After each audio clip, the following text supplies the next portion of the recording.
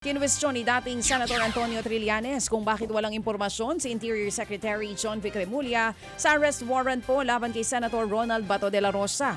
Mismong International Criminal Court o ICC ang nagkumpirma tungkol sa naturang arrest warrant. Inanunsyo rin ito noon ang kapatid ng kalihim na si Ombudsman Boying Remulla. Ang banat ni Trillanes, nakakaduda na walang alam si Secretary Remulla sa mga nangyayari. Kinwestiyon tuloy ng dating senador kung may kinakampihan ba si Remulla, sabay banat na wala pa raw itong nahuhuling mga pugante. Sinubukan namang kunin ng News 5 ang panig ng kalihim pero matipid ang tugon nito at nirerespeto daw niya ang pahayag ni Trillanes. Ako, nagdududa na ako rito kay Secretary John Vic kung kanino ba talaga kakampi ito. Kasi nung over the weekend, nung may ganyang ugong-ugong, nagmalaki siya na may 10,000 nga na pulis na nagbabantay daw, maghahanap. Kung binawas-bawasan niya yung kape-press niya, baka may nahuli siya . Kasi lahat po ng pugante ay malaya under Secretary John Vic. Dahil hindi naman niya ginagawa yung trabaho niya. Yan nga po ang tinig ni dating Senator Antonio Trillanes IV. Samantala, bukod po kay Senator Ronald Bato de la Rosa, kinumpirma rin ni dating Senator Antonio Trillanes na may mga susunod pa raw na maiisyuhan ng arrest warrant kaugnay pa rin po sa drug war. Sunod daw sa listahan ng iniimbestigahan at posibleng ipaaresto si Senator Bongo na itinuturing din nakasabwat sa kasong crimes against humanity, murder at attempted murder. Paglilinaw ni Trillanes, hindi isasabay kay Bato ang pag-aresto kay Go dahil posible raw na abutin pa ng ilang buwan bago masilbihan ng warrant ito. Malapit-lapit na po yun. At tinatrabaho na po yan ng ICC.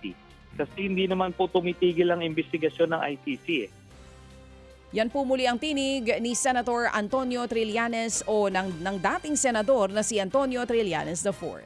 Sa iba pang balita, ginit naman po ng isa sa mga bagong halal na miyembro ng House Prosecutors na dapat masimula na agad sa lalong madaling panahon ng Senado ang impeachment trial laban kay Vice President Sara Duterte. Ipinauubaya na ng Korte Suprema sa Senado ang pagtukoy kung kailan ito uumpisahan. Ang paglilitis alinsunod po sa bagong definisyon ng salitang forthwith sa konstitusyon na reasonable time. Ayon kay Bicol Saro Party List Representative Terry Ridon, posible pa ring dumulog ang prosecution at Kamara sa Supreme Court para obligahin ang Senado na mag-convene na bilang isang impeachment court kung magkakaroon man ng delay. Pero sa ngayon, hahayaan daw muna nilang gawin ng Senado ang kanilang trabaho at tignan kung ano mga susunod na mangyayari. Isa mo yun sa mga pwede hong mga pag-isipan ng atin pong panel of prosecutors at ng Kamara ko mismo. But again, kung hindi pa naman ho yan right to make that particular action, no? I think we would rather just wait for the Senate, no, to make that determination. Yan nga po ang tinig ni Bicol Saro Party List Congressman Terry Ridon. Naniniwala naman po ang isang eksperto na hindi ganun katatag ang bagong liderato sa Senado dahil sa manipis lamang na numero ng majority. Ayon po sa political scientist na si Cleve Arguelles, delikado pa rin ang posisyon ng mayorya dahil hindi o pwede silang malagasan anumang oras kapag naaresto na si Senator Ronald Bato de la Rosa. Naniniwala rin si Arguelles na konektado mismo sa impeachment ni VP Sara Duterte ang pangyayari ng pagpapalit ng liderato sa Senado. Kaya nangangamba siya na posibleng hindi isagawa ng Senado ang paglilitis sa Vice-Presidente. Yun yung binabantayan natin ngayon kasi maaaring gumawa ng ilang mga mekanismo ulit, no, yung Senado para hindi maisagawa yung paglilitis, no.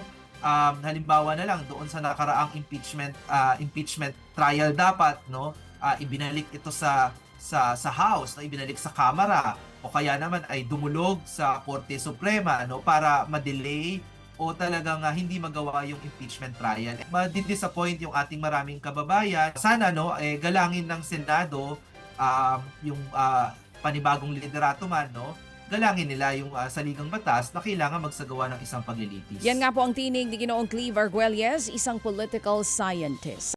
Mga kapatid, patuloy po kayong tumutok sa 105.9 True FM para sa totoong balita, impormasyon, music and entertainment. Mag-subscribe sa aming YouTube channel at podcast at sundan nyo kami sa Facebook, Instagram, X at TikTok sa True Network PH. Bisitahin din po ang aming official website, truefm.ph. At panoorin din kami sa True TV Signal, Channel 19. Kami po ang 105.9 True FM. Laging true sa'yo, kapatid. Ito tayo sa